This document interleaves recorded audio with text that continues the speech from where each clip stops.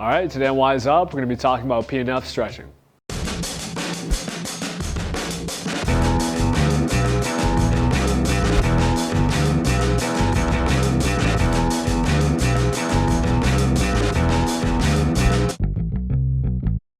All right, so short for proprioceptive neuromuscular facilitation, PNF stretching is one of those old school methods to gain a little bit more flexibility in your body.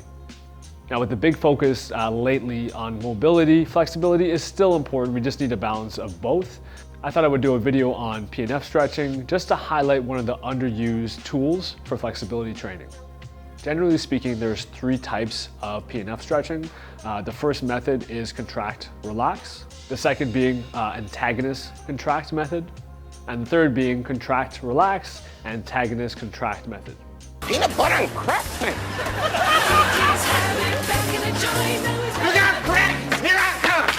So in my opinion, instead of adding one more item to your to-do list, we could actually focus on doing what's on there more efficiently. So we can get back to whatever you do with your life, instead of spending hours on one thing, half-assing it. So just diving into the first method, the CR method, we're looking at a target muscle we're trying to stretch. For the example, we'll just use a hamstring. We want to contract this muscle as hard as possible, hold it in that contraction, release it, and then dive into the stretch a little bit more. A good way of thinking, we can actually hold that for like about 5 to 10 seconds, release it, and dive into the stretch for a little bit longer. The AC method, we're going to be looking at the opposing muscle and contracting that in order to loosen up our target muscle. We're going to contract the quad as hard as we can, hold that, release it, and then stretch the hamstring right after that. Contracting that quad as hard as possible will in turn loosen up the hamstring after we hold it for about 5 to 10 seconds. We'll stretch that target muscle again, be it the hamstring.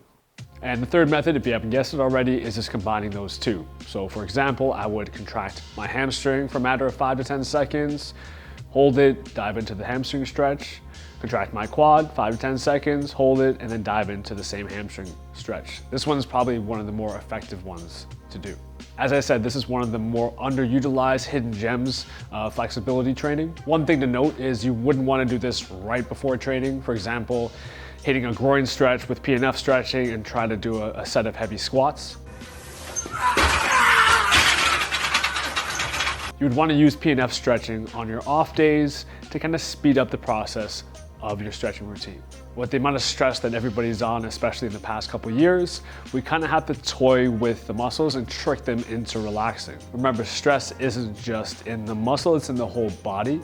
So using things like PNF stretching and different mobilization routines will in turn loosen up the entire body and de-stress yourself. So we used a simple hamstring stretch to illustrate it, but especially everyone sitting at home right now working, let's work on the rectus femoris, part of the quads, and the chest. These are 2 muscles we can never really stretch enough, and you should find an immediate improvement from. All right, so for the quads, rectus femoris, find something that's mid-thigh height, depending on your flexibility. Prop your foot on top and perform one of the 3 methods, i.e. contracting the quad as hard as possible for 5 to 10 seconds, then relaxing, or even the opposing muscle, the hamstring. Moving on to pecs, we'll do a doorway stretch. Same deal, set yourself up, perform one of the 3 methods. Very easy to do, either contracting the chest or the upper back. Run this through a few different rounds and immediately test and retest your flexibility, and you'll see there's a big change. Try this out in your flexibility routine, guys. Remember to balance both mobility and flexibility, and I'll see you on the next one.